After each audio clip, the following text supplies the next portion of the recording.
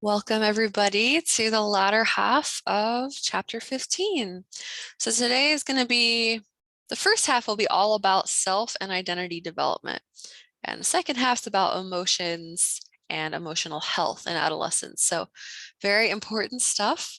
And our first stop is self and identity, big part of adolescence. So teenagers are exploring their own identity and sense of self in a number of ways, and we're going to break it down today.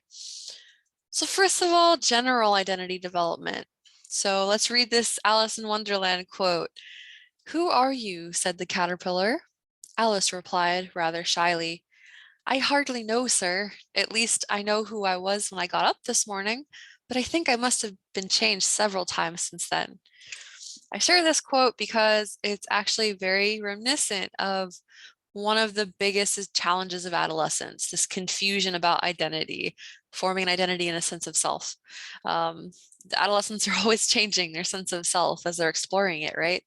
And they might be kind of confused about who they are, feel kind of lost about who they are. So identity development is a process where an individual achieves a sense of who they are.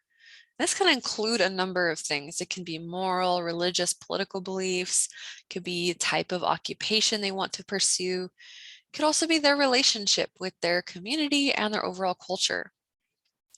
So the number of ways that identity development can play out. Now, first of all, let's talk about achieving a mature identity, according to Erikson. So oftentimes, adolescents can feel somewhat troubled by having multiple selves. They're in pursuit of finding their one true self, whatever that might mean to them. So going back to Erikson's theory, he said the quest for identity is lifelong. And we've previously covered all the stages of identity development in infancy and in childhood, but now we've arrived at adolescence. So this actually presents the climax of Erikson's theory, identity versus role confusion, where they're asking themselves, who am I? So teenagers are doing a lot of exploring. They are experimenting with different roles, different activities, different behaviors, and they can either establish a sense of self where they feel they fit into society. This is the first one here. Or they can become confused about what to be, what to do, which would be role confusion. So Erikson identified two factors that are essential for identity achievement. You see them down here, exploration and commitment. So exploration is quite literally as it sounds. Adolescents start exploring their possible future paths by weighing the pros and cons of different options and trying things out. They're also thinking about the choices that their parents made or other role models made and begin searching for alternatives that they might find personally fulfilling. Next, we have commitment. It's another part of this equation of finding who am I. So their involvement and dedication to their goals, their values, and even their future occupation or career that they have decided for themselves. So the level of commitment to whatever it might be that they're looking at in their identity search.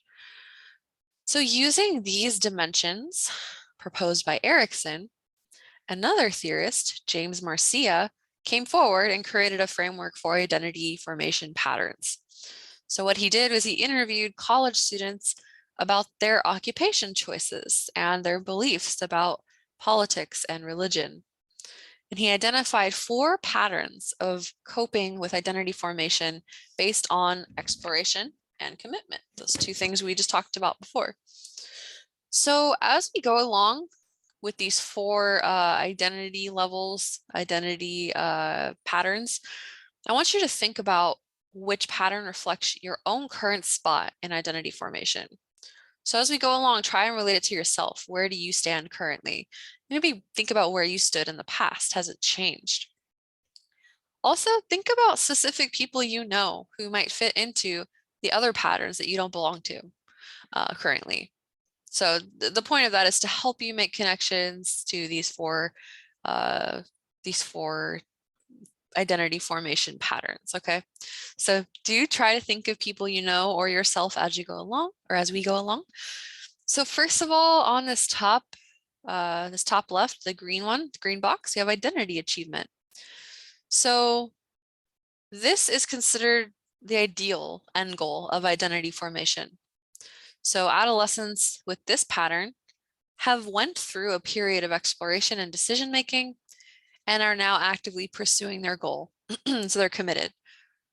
So they might say, it took me a while to figure it out, but I really know what I want to try for a career.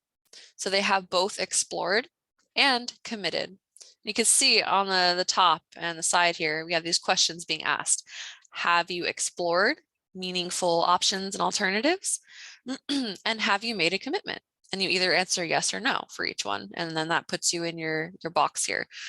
So identity achievement would be answering yes to both questions. There's exploration and there's commitment. Next, moving down here to the orange box, identity foreclosure.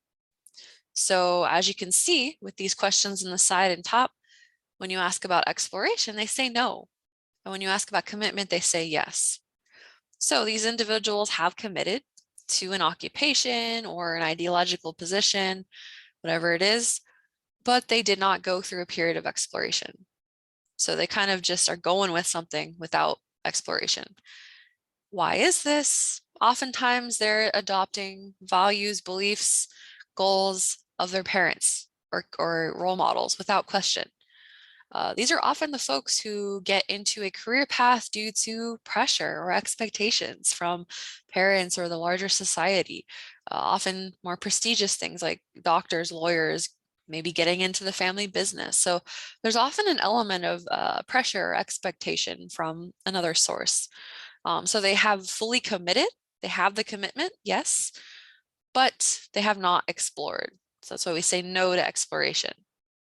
So my little trick to break apart this word foreclosure, you could think of it as they have closed their decision before exploring anything else. Foreclose. That helped me. I don't know if that'll help you, but I wanted to share anyway, because I know this is kind of a dense theory. So that is identity foreclosure. Close their decision before exploring anything else. Up here with the blue box, so identity moratorium. Now these individuals are in an active process of exploration. Like they might say, I'm still trying to decide how capable I am, what jobs are right for me. So they're taking different types of classes, maybe they're volunteering in different settings, working different jobs, finding what's right for them. So they're actively exploring and they have not committed yet to anything. So kind of the inverse of foreclosure, right? So they're answering yes to exploration, but no to commitment. And lastly, down here in the purple, identity diffusion. So these individuals have neither explored nor committed to identity possibilities. So they might say, I'm not really interested in finding the right occupation. Any job will do. I'll just do whatever's available. Now, by definition, the word diffusion can mean that something is spread freely or scattered. So you could think of it this way. Think of it like the individual is currently a bit scattered or disorganized in their pursuit of identity formation. So maybe it's not really a priority for them at the moment. So keep in mind, we focus largely on career occupation here, but keep in mind that identity formation can apply to more than just that. It can also be political beliefs, religious beliefs, even friendships and dating.